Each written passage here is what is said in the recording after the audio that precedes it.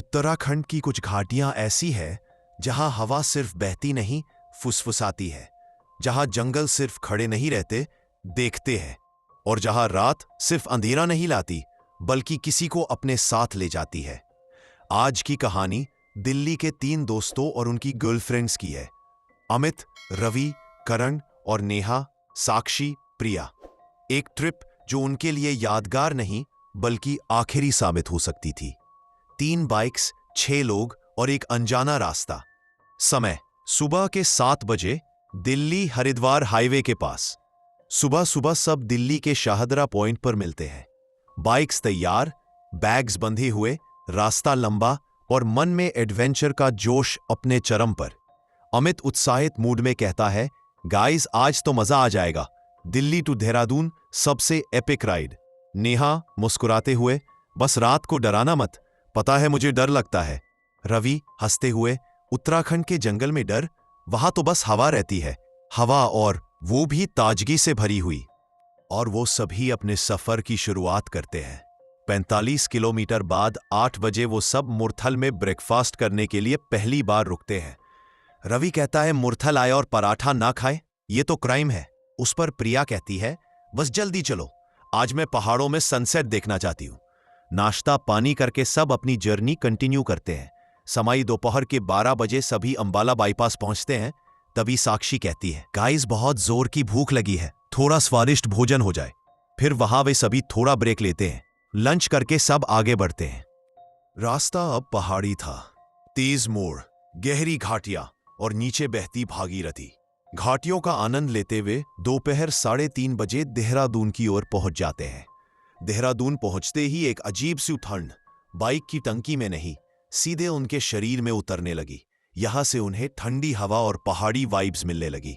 प्रिया, साक्षी, नेहा यहां का नजारा देखकर खुशियों से झूम जाती है। साक्षी हाथ फैलाए खुशी से कहती है, फाइनली हिल्स के दर्शन हो गए, यहां की हवा कितनी डिफरेंट लग रही है ना। करण उसका साथ देते हुए कहता है, फ्रेंड्स अब रियल में एडवेंचर शुरू हो गया है। और सभी वादियों का मजा लेते हुए आगे बढ़ते हैं। अब रास्ता पहाड़ी, तंग, घुमावदार और बीच बीच में बिल्कुल सुनसान। सभी दोस्त सफर का मजा लूट ही रहे थे कि शाम के 6:30 बजे देवप्रयाग के पास आते ही अचानक नेहा की तबीयत खराब होने लगती है। नेहा धीमी और थकी आवाज में अमित से कहती है, अमित मुझे चक्कर आ रही है।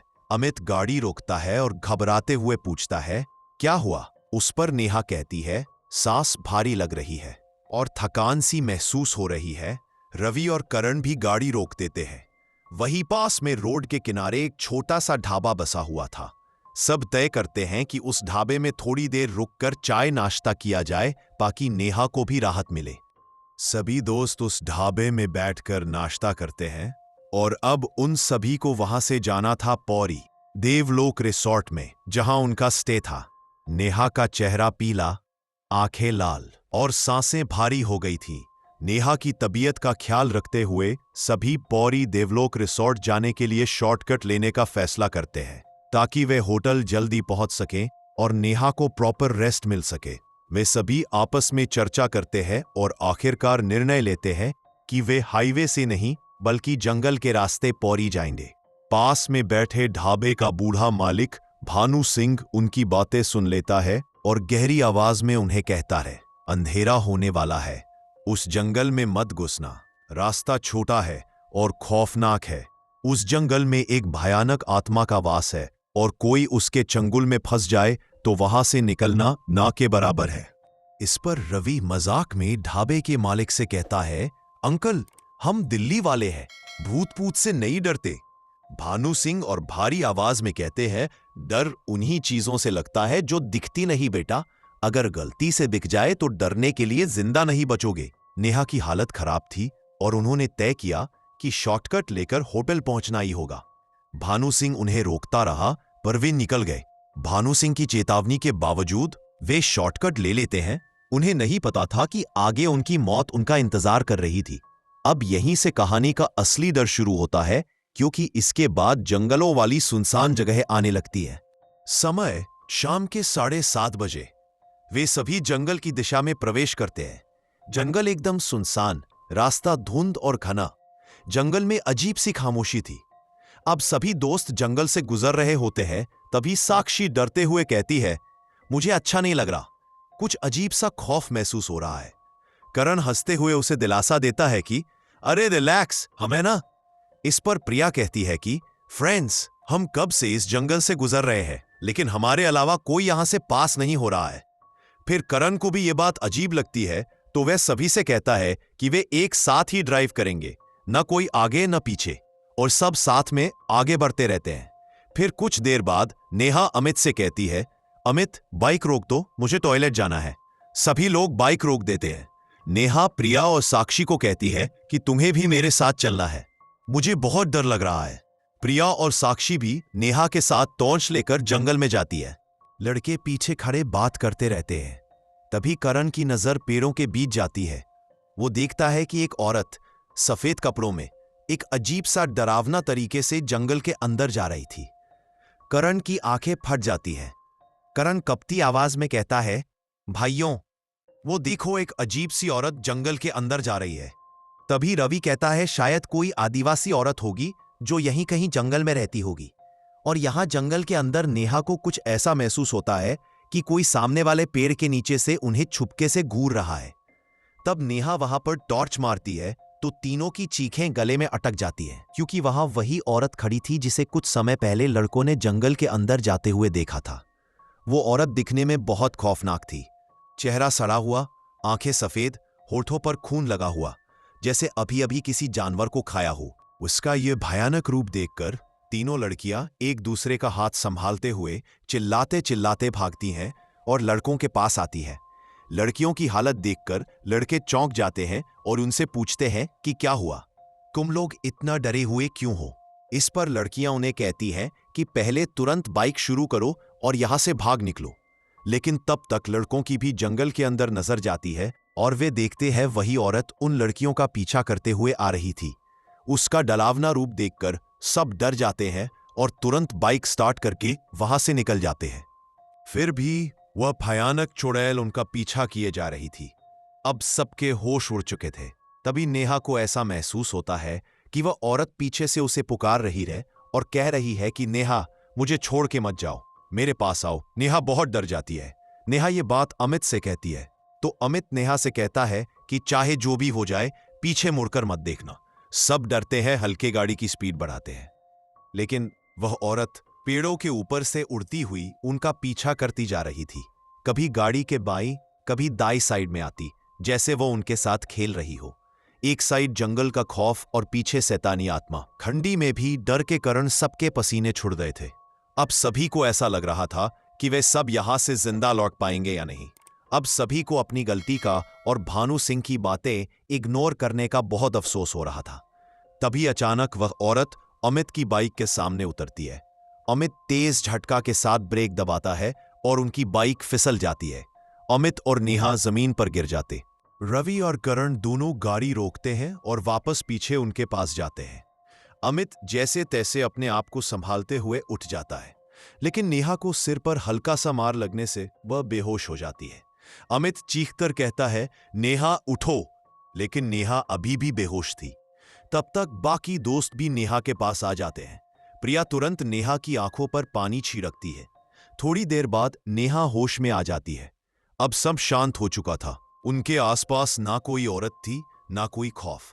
सब अपने बाइक पर बैठ जाते हैं। अमित भी नेहा को बाइक पर बिठाता है और सब वहां से जितना जल्दी हो सके उतना जल्दी निकल जाते हैं। और जैसे तैसे जंगल पार करके रात के 10 बजे आखिरकार होटल देवलोक रिसोर्ट पहुंच जाते हैं। सबकी आंखों में एक अलग ही खुशी थी, जैसे उन्हें एक नई जिंदगी मिली हो। लेकिन आगे किस्मत ने कुछ और ही लिखा था, क्योंकि असली खेल तो अब शुरू होने वाला था। सबने उस होटल में 2 कमरे लिए थे, एक में लड़कियां और दूसरे कमरे में लड़के। सब खाना खाकर अपने अपने कमरे में जाते हैं। अब लड़के एक कमरे में और लड़कियां अलग कमरे में एक बेड पर सोई थी।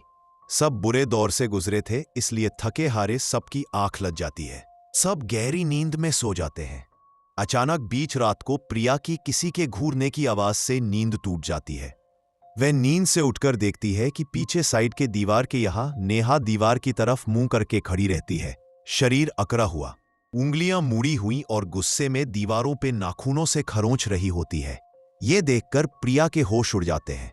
वह डर के मारे धीरे से बाजू में सोई साक्षी के मुंह पे हाथ रखकर उसे भी उठाती है और उसे नेहा की तरफ उंगली करके दिखाती है।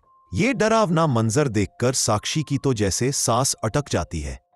दोनों उस कमरे के बाहर भागने की कोशिश करते हैं, लेकिन नेहा पीछे मुड़कर उनकी तरफ देखकर जोर जोर से हंसने लगती है। नेहा अब पूरी तरह से बदल चुकी थी। चेहरा भयानक, आंखें सफेद हो चुकी थीं और वो गहरी मर्दानी आवाज में प्रिया और साक्षी से कहती है, मैं आ गई हूं। तुम सब मेरे जंगल से क्यों गुजरे? अब तुम में से कोई नहीं बचेगा। ऐसा कहकर वो उनकी तरफ आ रही होती है। तभी प्रिया हिम्मत दिखाते हुए मेन डोर खोलती है और वहां से प्रिया और साक्षी दोनों भागते हुए सीधे ग्राउंड फ्लोर में रिसेप्शन की ओर भागती है, जहां होटल का मैनेजर सुरेश बैठा होता है। वे मैनेजर सुरेश को कुछ बताने वाले थे कि उससे पहले नेहा उनका पीछा करती हुई वहां आ जाती है। बड़ी सफेद भयानक आंखों वाली नेहा प्रिया और साक्षी को गुस्से से घूरती है। नेहा का यह डरावना रूप देखकर मैनेजर सुरेश की तो बोलती बंद हो जाती है। अब मैनेजर सुरेश, प्रिया और साक्षी तीनों समझ जाते हैं कि आज उनका बचना मुश्किल है। लेकिन क्या पता, अचानक नेहा चिल्लाते हुए वापस ऊपर के फ्लोर की तरफ चली जाती है। किसे कुछ समझ में नहीं आ रहा था। तभी मैनेजर सुरेश की नजर बाजू में रखी भगवान हनुमान जी की मूर्ति पर जाती है और वह प्रिया और साक्षी को भी बताता है कि आज हम सब उनकी कृपा से बचे। पर अब कुछ भी सोचने का समय नहीं था। इसलिए प्रिया और साक्षी मैनेजर सुरेश को तुरंत लड़कों के रूम में कॉल करने के लिए कहते हैं। रूम में फोन की घंटी बजते ही रवि अलसाते हुए फोन उठाता है। तभी सामने से फोन पर साक्षी उसे कहती है कि कुछ भी हो जाए तुम लोग अपने कमरे का दरवाजा मत खोलना। और उसी वक्त फोन पर बातें चल रही थी, तभी लड़कों के कमरे का डोरबेल बजता है। तभी रवि फोन पर साक्षी से कहता है, कोई हमारे रूम का डोरबेल बजा रहा है। और अमित और करण भी नींद से जाग जाते हैं। यह बात सुनते ही साक्षी रवि से सख्ती से कहती है कि कुछ भी हो जाए दरवाजा मत खोलना। और साक्षी रवि को नेहा की घटित सारी बातें बता देती है और जब तक हम वापस फोन न करें तब तक कोई कमरे का दरवाजा न खोले। यह कहकर साक्षी फोन रख देती है। यहां पर लड़कों के दरवाजे की बेल बजती है। बाहर से नेहा की आवाज आती है, अमित दरवाजा खोलो, मैं नेहा हूं। प्रिया और साक्षी दोनों मुझे अकेला छोड़कर चले गए हैं, मुझे डर लग रहा है। तभी अमित बिना सोचे समझे दरवाजा खोलने जाता है, लेकिन करण और रवि उसे रोकते हैं। तभी अमित कहता है, कोई मुझे समझाएगा कि क्या हो रहा है। तो रवि अमित को पूरी कहानी बताता है, लेकिन अमित कहता है, मैं नेहा को अकेला नहीं छोड़ सकता। पर रवि उसे समझाता है कि अब इमोशनल होने का समय नहीं है। नेहा की हमें भी चिंता है, लेकिन बाहर जो खड़ी है वो नेहा नहीं बल्कि जंगल की शैतानी आत्मा है, जो दरवाजा खोलने पर हमें जिंदा नहीं छोड़ेगी। और प्रिया और साक्षी मैनेजर सुरेश के साथ इस गांव के पुजारी को लेकर कभी भी आ सकते हैं। हमें इमोशनल नहीं बल्कि हिम्मत से काम लेना होगा। इतनी बातें होते ही बाहर से जोर जोर से गुस्से से घूरने की आवाजें आती हैं और वह गहरी भुताही आवाज में कहती है, मैं आ गई हूं, मैं किसी को नहीं छोड़ूंगी। और फिर लंबी खामोशी। कुछ देर बाद फिर से लड़कों के कमरे की डोरबेल बजती है, लेकिन इस बार नेहा की नहीं प्रिया और साक्षी की आवाज होती है और उन्हें कहती है, दरवाजा खोलो, हम पुजारी को साथ लेकर आए हैं। तभी अमित तुरंत दरवाजा खोलता है। अमित ने जैसे ही दरवाजा खोला, सामने पुजारी जी, हाथ में त्रिशूल, गले में नींबू मिर्च की माला, आंखों में लाल ज्वालामुखी जैसा तेज।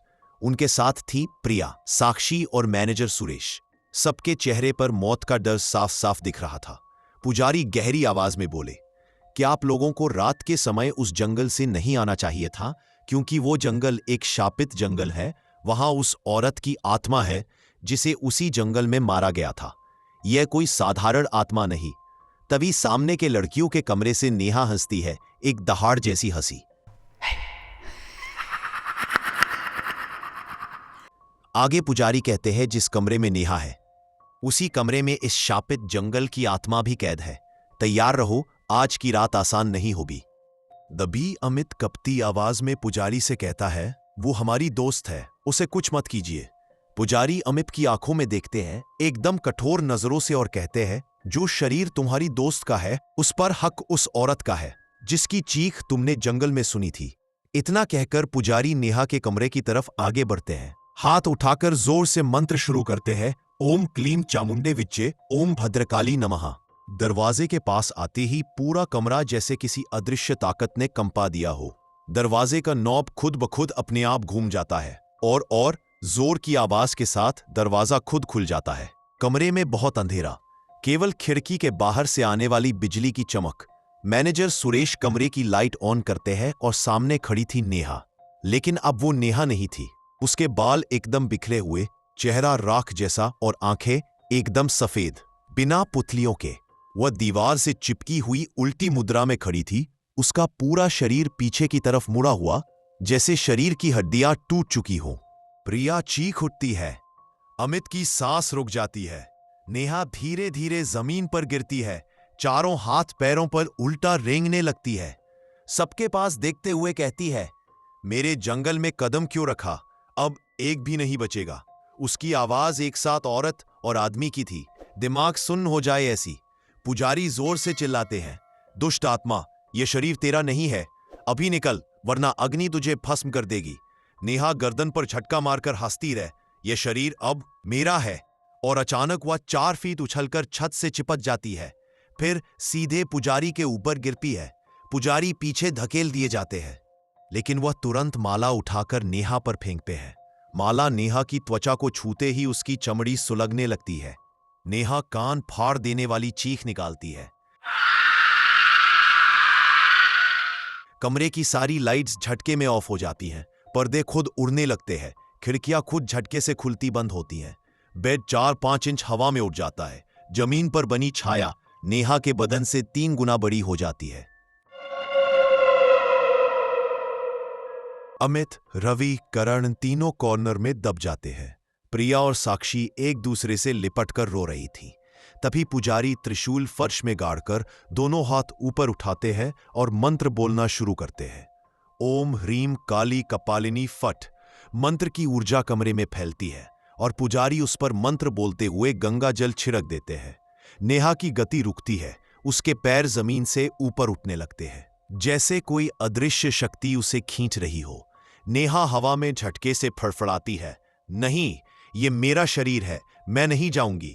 काला धुआं उसके मुंह से निकलकर छत में टकराने लगता है। अचानक नेहा के पीछे एक और चेहरा उभरना शुरू होता है। वह औरत थी, जंगल की शापित चुड़ैल। चेहरा सड़ा हुआ, आंखें बाहर निकली, जबड़े से खून टपकता हुआ। वह चीखती है, ये सब मेरे जंगल में घुसे, मेरी मौत का स्थान दूषित किया इन्होंने, अब ये सब मेरे है।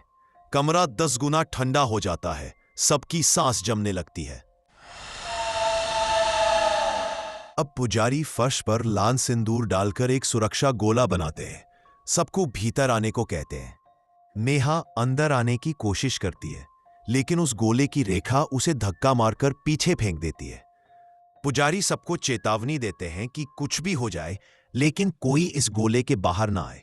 पुजारी अब जोर से अंतिम मंत्र बोलते हैं। ओम नमो भगवती चामुंडे, रक्षा कर, फट। त्रिशूल चमक उठता है, उसके सिरे पर लाल आभा फैल जाती है। पुजारी त्रिशूल हवा में उठाते हैं और सीधे नेहा की आत्मा के ऊपर निशाना लगाते हैं। तभी एक तेज चीख निकलती है और नेहा का शरीर जमीन पर गिर जाता है। आत्मा धुएं की तरह छत में घुल जाती है। सब कुछ अचानक शांत। पुजारी कहते हैं, वह दुष्ट आत्मा नेहा के शरीर को छोड़कर निकल गई है। नेहा धीरे धीरे आंखें खोलती है। सब उसके पास दौड़ते हैं। अमित रोते हुए उसे गले लगा लेता है। प्रिया और साक्षी उसे पकड़कर रोती है। रवि और करण राहत की सांस लेते हैं। पुजारी थके हुए कहते हैं, इस जंगल में फिर मत जाना, यह जगह अब भी शापित है। तुम बच गए, ये चमत्कार है। अगले दिन सुबह 7 बजे सभी अपना सामान लेकर एव प्रयाग की उस घाटी को आखिरी बार देखते हैं। देवलोक रिसोर्ट की हवा अब शांत थी, लेकिन दीवार पर एक जगह जली हुई काली छाप प्रमाण थी कि रात को कुछ हुआ था। सब बाइक पर बैठते समय एक दूसरे को देखते हैं, बिना कुछ बोले। यह यात्रा उनका एडवेंचर ट्रिप नहीं, बल्कि दूसरा जन्म था। दोस्तों, कभी कभी रास्ते छोटे नहीं, किस्मतें छोटी पड़ जाती हैं। उसी रात अगर पुजारी समय पर नहीं आते, शायद यह कहानी आज कुछ और होती। उत्तराखंड के वो जंगल आज भी रास्ता देते हैं, पर हर किसी को सुरक्षित लौटने का वादा नहीं देते। कहानी यही खत्म होती है, लेकिन असली डर तब शुरू होता है जब आप अपना ओपिनियन देते हो।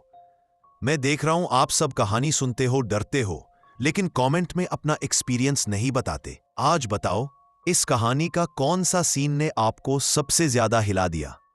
क्या आपने कभी ऐसी कोई पैरानॉर्मल चीज महसूस की है?